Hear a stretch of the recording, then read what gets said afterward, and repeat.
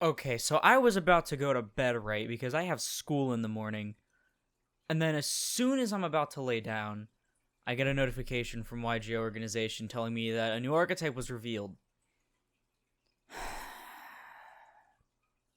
Man, I love what I do.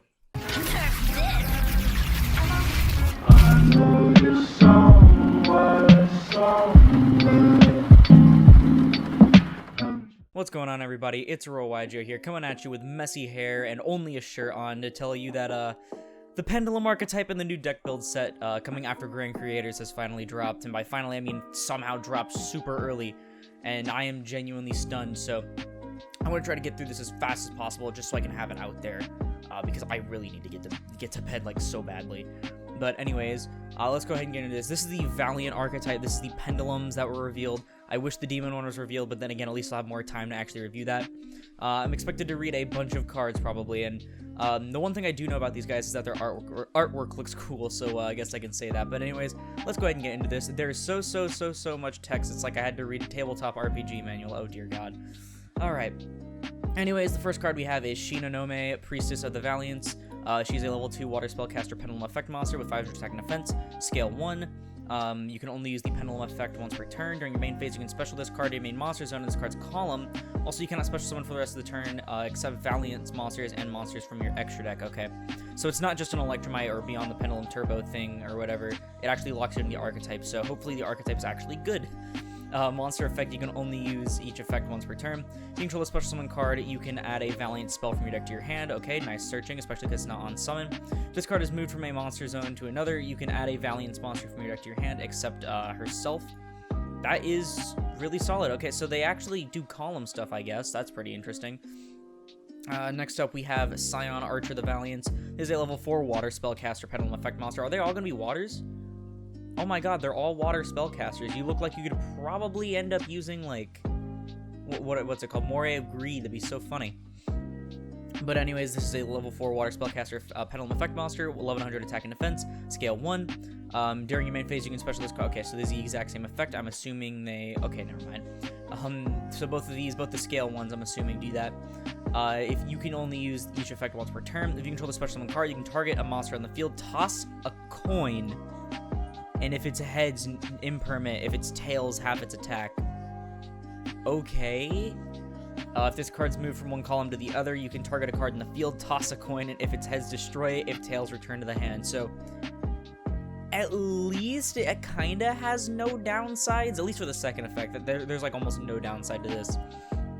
But the first, like, where did this come from? Do multiple of them toss coins? I don't see anything about tossing coins.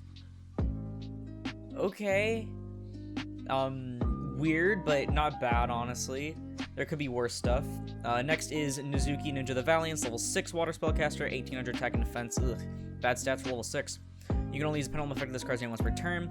If Valiance Vorld Shinrabansho is in a field zone, or if you control a water Valiance monster, you can special this card, to your main, or no, you can special this card to your main monster zone in this card's column. Oh yeah, in the column of the pendulum zone. For a second, I was so confused. You can only use each effect once per turn. You can target another monster in your main monster zone, move it to an adjacent monster zone. Okay, that's going to trigger all your things. If it's moved from one zone to the other, you can target a Valiance monster card in your spell and trap zone, special it in its column. Okay, that's really nice, actually. Especially because it is just a free body, again, like the other two. Alright. Next up, we have Hojo Warrior the Valiance, level 8 water spellcaster. It's literally called Warrior, and it's not a warrior. What the fuck? 1900 attack and defense, scale 1. Oh yeah, this does not say the scale. I'm gonna assume it's a scale 1? I don't know. It just doesn't list the scale. What the fuck? Whatever. Anyway, if the field spell's in the zone or you control water Valiance, you can special this to the card's column. You can only use each effect once per turn. You can target a face-up card in spell and trap zone, return it to the hand. That's pretty nice. This card's moved from one zone to the other. You can fusion summon a Valiance fusion monster using cards from your hand, field, or pendulum zone. Okay. That's pretty solid, not gonna lie. At least as long as the fusion's good, whatever. But this is also just nice swarming. Very bad stats for level 8, so their extra deck monsters better be worth it. And then this is Valiance Buster Baron. It's a level 2 fire machine penned, 800 attack and defense, scale 1. During your main phase, you can special this card, but you're locked into the Valiance, so it's the first guy. You can only use each once per turn. If you control the special summon card, you can target a Valiance in your main monster zone and move it to a different one. If this card is moved from one zone to the other, you can target a card in the Pendulum Zone, place it face up in an adjacent spell and trap zone as a continuous spell. What? That's a bit off, unless you can trigger the pendulum effects while being a continuous spell. I don't know. Very weird. Very weird indeed, especially because it's a fire. Are they water spellcasters and fire machines? What the hell? Okay. This is Valiant's Voltage Viscount. What is it, like discount? Level 4 fire machine, 1400 attack and defense. Why does this almost have better stats than the level 8? Scale 1, you can only use pendulum effect once per turn. It has the special summon. You can only use each effect once per turn. If you control a special summon card, you can place a pen monster from your extra deck face up in your spell and trap zone as a continuous spell. And if it's moved, you can place one monster from your extra deck in your pendulum zone. Okay, that's pretty good. The continuous spell thing is really throwing me off because I don't know if they get to keep their pendulum effects. I don't know. But regardless, this is Valiant's Mad Marquis, level 6 fire machine, 700 attack and defense, scale 1. If a different field spell is in a field zone, or you control a fire Valiance, you can special this card to your main monster zone. You can only use each effect once per turn. During your main phase, you can roll a 6-sided die and excavate cards from the top of your deck equal to the result. If you do, add an excavated Valiance card to your hand. Also shuffle any remaining back into the deck. Weird, but really good. Especially if you get a high result. Even if you don't get a high result, as long as you reveal any Valiance card. If it's moved from one zone to the other, you can roll a 6-sided die once. If the result is 2, 3, 4, or 5, special a monster card in your spell and trap zone to your main monster zone in its column. Is that the only purpose of the continuous spell and trap thing? That's so weird. I don't know. It works, though. This is really good, actually. Also, he looks like he's made out of Legos, and I love that. Valiant's Dominator Duke, level 8 fire machine, 2000 attack and defense. Again, no scale. Whatever. You can only use the pendulum effect of this card's name once per turn. Like, I'm really hoping they just forgot the scale and we're not getting pendulums that don't have a scale, because that's just going to completely destroy the point of the cards, but whatever. If that's in the field zone or you control a fire Valiance, you can special it to your its column. You can only use the effect once per turn. You can target a set card in spell and trap zone. It cannot be activated this turn, so it's a light stage. And if this card is moved from a monster zone to another, you can target a face-up monster in your opponent's main monster zone, take control of it, and if you do, treat it as a Valiance monster, but it also cannot declare an attack or activate its effects. Okay. That's actually not terrible. I feel like the level 6 is better overall, but this isn't that bad. And then we have the fusion. Oh, there's 2 fusions. Okay. So this is the cover art one. This is Valiance Assemble Momonaka, I'm sorry. Level 10 Water Spellcaster Fusion, 2800 attack and defense, scale 10. You can only use pendulum effect once per turn. During a main phase, you can activate one of these effects. Special this card to your column, or move a monster in your main monster zone to an adjacent main monster zone. That's pretty nice, actually. Monster effect requires 3 Valiants. You can only use the first monster effect of this card's name once per turn. During the main phase quick effect, you can target a monster in your opponent's main monster zone, place it in your opponent's spell and trap zone in that column as a face-up continuous spell. If a card is already in that zone, destroy it, and if you destroy a monster card this way, your opponent loses life points equal to its attack. That's so strange, but it's funny removal, I guess. If it's destroyed by an opponent's card, affecting place in your pendulum zone. Okay, so it's like most pen extra deck things. That's really funny. This is like the most unique removal I've ever seen. I really like that. That's so funny. All right. Next up is Valiant's Genesis Grand Duke, level 10 Fire Machine, 2500 attack and defense, scale 10. You can only use pen effect once per turn. During a main phase, you can either special it or move a monster in your main monster zone to adjacent main monster zone, so it's the same as the other guy. Requires 2 Valiants, must either be fusion summoned or special from your face-down extra deck by attributing a level 5 or higher non-fusion Valiance monster in the same column as an extra monster zone. If it's special summoned, you can target a monster card in your opponent's spell and trap zone, return it to the hand. If you do, burn your opponent equal to its attack, and then this card gains attack equal to half the damage they took. So what you're telling me is that these two really only work together. Like that's what it's saying. Unless they're playing like Crystal Beasts or something. Alright, so honestly, a bit underwhelming, but not like the worst thing in the world. Let's go ahead and get on to the spells. We have their first field spell. This is Shinrabansho. You can only use the second effect of this card's name once per turn. When it resolves, you place a Valiant's field spell from your deck face up in your opponent's field zone. Okay, so it's just a set rotation.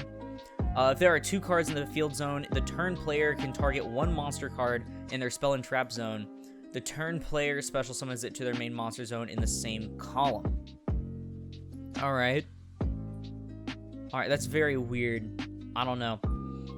Next up is the other one. This is Koenig Wysen. Oh, wait, I don't know. Okay. So, ignoring this one, if this means we're getting Electromite back and it's not just an OCG thing, I'm going to ejaculate. But anyways, apologies. Let's get on to this Tron bullshit. You can only use the second effect of this card's name once per turn. When it resolves, place a Valiant's field spell in your opponent's zone. If there are two cards in the field zones, the turn player can target an effect monster in their opponent's main monster zone in the same column as the monster the turn player controls. Place the targeted monster face up in its controller spell and trap zone in the same column. If there's already a card in that zone, it is destroyed. So really, it's much like the fusions in that they really work together. I don't know, man. This archetype seems a bit weird. And they don't, like, I know that was the point that Konami was going for, right? Locking you into the archetype so that you can't abuse all the generic pen stuff, but it ended up kind of, like, obliterating the, like, really big potential this deck could have. But it's also overall not that great. Let me start from the top and scroll down slowly like I usually do now. Like, overall, it kind of just ruined the potential that the deck had, in my opinion, because their own cards aren't that great, and it seems like a big mishmash with very little like congruity with each other outside of the specialing in columns and then putting things in back row, right? Like the random fucking coin tosses and excavations with dice. I don't know. Seemed a bit out of place to me. The boss monsters are kind of cool, but you really have to have them together, which I mean isn't gonna be the worst thing ever because they gave the smaller one a contact fuse gimmick, which is really nice. And so it's probably not the worst way to get out these things. I mean, you're playing a pen deck. You're going to get bodies on board. But I don't know, because I'm hoping that the ones without their pendulum scale are like the scale, or like scale 10s or something. Because otherwise you just can't really pen summon without these in your scale. And I really don't like that because that kind of just defeats the purpose of pendulum summoning. But anyways, I'm going to go ahead and rate this really quickly because I don't have very much time. What do I think of this new penned archetype coming out in the next deck build pack? I don't even remember the name of it already, but I think I'm going to give it... I'm really going to give it a 5. I think this is the lowest grade I've given something, and that's just because it's just... It doesn't seem too consistent because it doesn't have very much access to outside pendulum stuff. Especially because there's no, like, pendulum in its name, which, I mean, it's its own thing. It's separate from, like, the Arc 5 pendulum bullshit, which I do understand, but for now, it just doesn't really seem to, like, be able to grab its good cards, and even then, the good cards, like the level 6 machine one, they're, like, still a bit underwhelming. Their stats aren't all that great, including on the extra deck. Like, the extra deck has the highest as 2800, like, most boss monsters have like 3k, and it's not like it has too great of removal anyways. Like, it just moves things to the back row, which is like unique. I'll give it that. That's really funny. And it can out things that have protection or that float or anything, because then it stays there. Unless the opponent like specials it using the field spell. I don't know. It's so complicated. But yeah, I really don't think this archetype is that great, but feel free to prove me wrong in the comments below if you can already think of something off the top of your head, because I just kind of can't. But that's going to do it for the video. On that note, thank you all so much for watching. If you liked it, please sure to leave a like on the video, as I helps put this video and the channel into YouTube recommended. And if you liked it and you want to see more content like this, like the rest of my review series on different archetypes coming out in new sets, perhaps consider subscribing, because we're on our way to 1,000 subscribers by next May, and we're approaching very fast. I'm very tired, and I need to get to bed because I'm technically not supposed to be up this late.